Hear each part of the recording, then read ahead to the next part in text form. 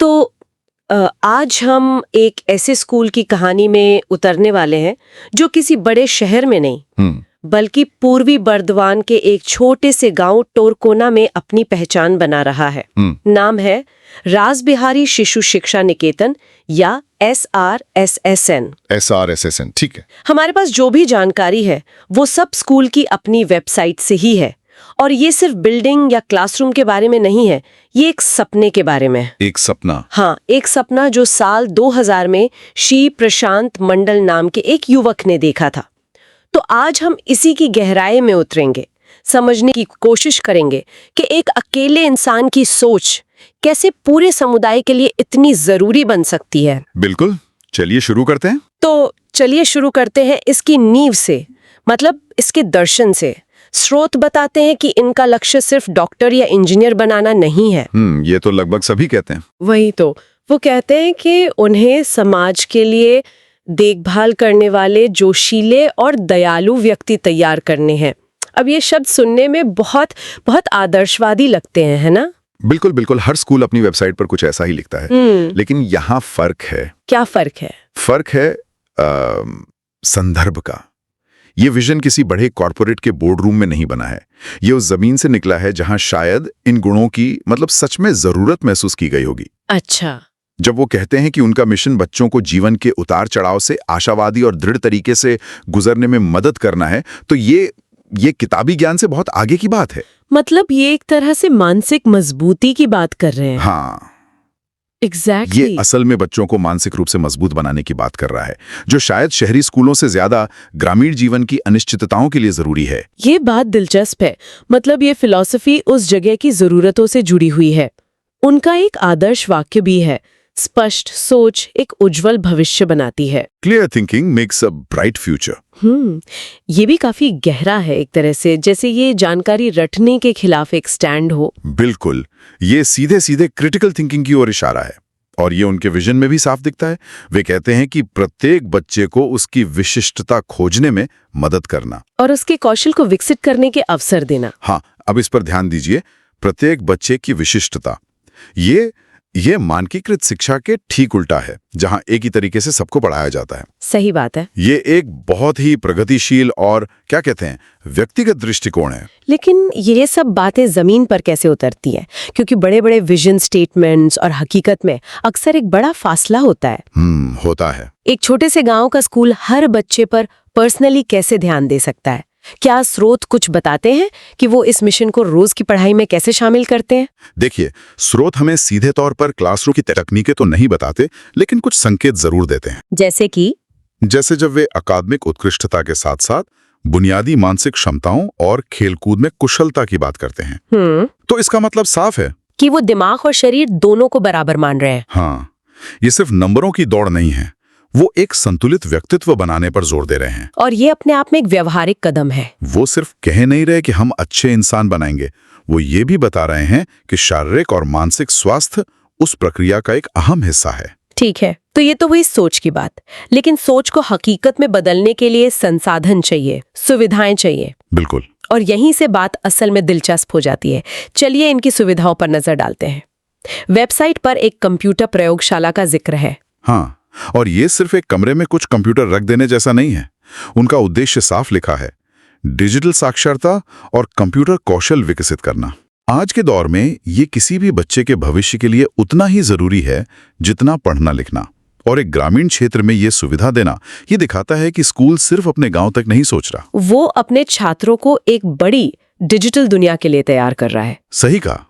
एक तरफ उनकी महत्वाकांक्षा है जो बहुत आधुनिक है, और दूसरी तरफ जमीनी हकीकत और संसाधन जिनकी अपनी सीमाएं हो सकती हैं। हाँ। अच्छा, एक और सुविधा है जो पहली नजर में बहुत सामान्य लगती है, परिवहन, स्कूल बस। हाँ, स्कूल बस। लेकिन उन्होंने इसके पीछे जो कारण दिए हैं वो उनकी सोच को दिखाते हैं।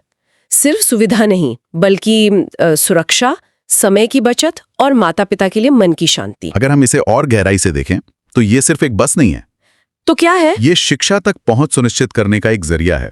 ग्रामीण इलाकों में खासकर लड़कियों की पढ़ाई बीच में छूटने का एक बड़ा कारण स्कूल की दूरी और रास्ते की असुरक्षा होती है। हाँ, ये तो है। एक सुरक्षित बस चलाकर स्कूल शायद अनजाने में ही लैंगिक समानता को भी बढ़ावा दे रहा है। वो एक ऐसी बाधा को हटा रहा है जो कई लड़कियों को 8वीं के बाद स्कूल छोड़ने पर मजबूर कर देती है। अरे वाह, इस नजरिए से तो मैंने सोचा ही नहीं था। तो जो चीज एक सामान्य सुविधा लगती है उसका सामाजिक प्रभाव बहुत बहुत गहरा हो सकता है। मतलब कंप्यूटर लैब और बस ये सिर्फ सुविधाएं नहीं है, बल्कि उनके बड़े दर्शन को जमीन पर उतारने के औजार हैं। और इस सब के पीछे वही एक इंसान, श्री प्रशांत मंडल। हाँ, वहीं से सारी कड़ियां जुड़ती हैं। चलिए उनकी कहानी पर वापस चलते हैं। साल 2000, टोरकोना गांव और एक नौजवान जो एक जरूरत को पहचानता है। यही स्कूल की आत्मा है। ये किसी सरकारी योजना या बड़े एनजीओ का प्रोजेक्ट नहीं है। नहीं, ये एक जमीनी पहल है। कई बाधाओं को पार करते हुए स्कूल को 8वीं कक्षा तक पहुंचाया गया। ये चार शब्द अपने अंदर सालों का संघर्ष, दृढ़ता और जुनून को समेटे हुए हैं। हम अंदाजा ही लगा सकते हैं कि एक छोटे से गांव में फंड जुटाने से लेकर मान्यता लेने तक कितनी मुश्किलें आई होंगी। और इसका असर देखिए, वेबसाइट पर एक जगह लिखा है, टोरकोना गांव में शिक्षा लगभग विशेष रूप से निकेतन में ही है। ये बहुत बड़ा दावा है। बहुत बड़ा। ये सिर्फ ये नहीं कह रहा कि हम गांव के सबसे अच्छे स्कूल हैं। नहीं, ये कह रहा है कि हम ही गांव की शिक्षा है। बिल्कुल। मतलब एक अकेले इंसान की कोशिश ने पूरे गांव की शिक्षा का नक्शा ही बदल दिया। बिल्कुल। और कहानी यहाँ रुकी नहीं है। प्रशांत सर का अगला लक्ष्य स्कूल को उच्चतर माध्यमिक यानी 12वीं तक अपग्रेड करना है। अच्छा। ये उनकी सोच के विकास को दिखाता है। उन्होंने एक जरूरत पूरी की, एक सिस्टम बनाया और अब वे उसे और आगे ले जाना चाहते हैं। और ये सीधे तौर पर उनके अकादमिक लक्ष्यों से जुड़ता है जिनकी बात वेबसाइट पर की गई है, जैसे व्यक्तिगत सीखने के रास्ते, पर्सनलाइज्ड लर्निंग पाथ्स और महत्वपूर्ण सोच का विकास, मतलब क्रिटिकल थिंकिंग डेवलपमेंट। ये शब्द सुनकर तो मैं हैरान रह गई। क्यों? ये तो वो अवधारणाएं हैं जिन पर आज दुनिया के सबसे आधुनिक शिक्षा सिस्टम में बहस हो रही हैं, और यहाँ टोरकोना का एक स्कूल इनकी बात कर रहा है। हाँ, और यहीं पे फिर से वही महत्वाकांक्षा और हकीकत वाला सवाल खड़ा होता है। पर्सनलाइज्ड लर्निंग पाथ्स, ये शब्द सुनने में बहुत आकर्षक है। बहुत। बड़े बड़े एडटेक स्टार्टअप्स इसका दावा करते हैं। वही तो। लेकिन एक सीमित संसाधनों वाले ग्रामीण स्कूल में इसका असल मतलब क्या हो सकता है? क्या ये हर बच्चे के लिए अलग अलग डिजिटल कोर्स है? शायद नहीं। तो फिर क्या? इसका एक ज्यादा यथार्थवादी मतलब ये हो सकता है कि शिक्षक हर बच्चे की क्षमताओं और कमजोरियों को व्यक्तिगत रूप से पहचान कर उस पर ध्यान देते हैं। मतलब ये तकनीक से ज्यादा मानवीय स्पर्श के बारे में है, ह्यूमन टच। शायद यही इसका सही मतलब हो। अच्छा, एक और लक्ष्य है जो मुझे बहुत जरूरी लगा, विविध दृष्टिकोणों की खोज, एक्सप्लोरेशन ऑफ डाइवर्स पर्सपेक्टिव्स। एक छोटे से गांव में जहां शायद उतनी विविधता ना हो, वहां बच्चों को अलग अलग दृष्टिकोणों के बारे में सिखाना, ये तो उन्हें दुनिया के लिए तैयार करने जैसा है। ये उन्हें सिखा रहा है कि आपकी सच्चाई ही एकमात्र सच्चाई नहीं है। हाँ, ये उन्हें एक नागरिक बनाना है, सिर्फ एक छात्र नहीं। ये उन्हें सहिष्णु और खुले विचारों वाला बनाना है। और जब आप इसे उनके एक और लक्ष्य के साथ जोड़कर देखते हैं, सामाजिक और पर्यावरणीय जिम्मेदारी की भावना, तो पूरी तस्वीर साफ हो जाती है। हाँ, वो ऐसे छात्र नहीं बनाना चाहते जो सिर्फ अच्छी नौकरी पाकर शहर चले जाएं। वो ऐसे नागरिक बनाना चाहते हैं जो अपने समुदाय और अपने पर्यावरण के प्रति अपनी जिम्मेदारी को समझें और उसे निभाएं भी। बिल्कुल। ये शिक्षा को व्यक्तिगत सफलता से ऊपर उठाकर सामाजिक योगदान से जोड़ता है। तो अगर हम इन सभी टुकड़ों को एक साथ जोड़ें तो एक तस्वीर उभरती है, एक सपना जो 24 साल पहले एक व्यक्ति ने देखा था।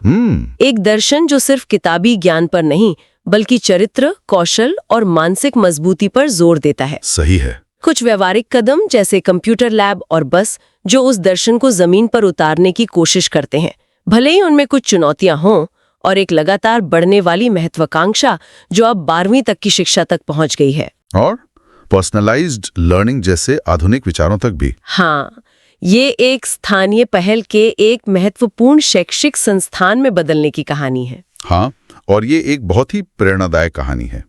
ये दिखाती है कि बदलाव लाने के लिए हमेशा बड़े बजट या सरकारी योजनाओं की जरूरत नहीं होती। एक सही इरादा, दृढ़ता और समुदाय का साथ हो तो एक अकेला व्यक्ति भी बहुत कुछ बदल सकता है। श्री प्रशांत मंडल की कहानी इसी बात का सबूत है। बिल्कुल। ये वाकई कमाल है। मतलब एक छोटे से गांव से शुरू हुई यात्रा कितनी बड़ी सोच रखती है। अंत में एक विचारणीय बात, स्रोतों में महात्मा गांधी का एक उद्धरण है, ऐसे जियो जैसे कि तुम कल मरने वाले हो, ऐसे सीखो जैसे कि तुम हमेशा के लिए जीने वाले हो। Live as if you were to die tomorrow, learn as if you were to live forever. हाँ, ये एक बहुत गहरा और सार्वभौमिक दर्शन है। सोचने वाली बात यह है, जब एक मिशन इतना बड़ा और सार्वभौमिक हो और उसे पूरा करने के संसाधन सीमित हों, तो क्या ये दर्शन एक प्रेरणा बनता है या एक बोझ? और टोरकोना जैसा एक स्कूल रोजमर्रा की चुनौतियों से जूझते हुए सीखने और जीने के इस महान आदर्श के बीच संतुलन कैसे साधता है? इसका जवाब शायद उस स्कूल की दीवारों के अंदर ही मिलेगा।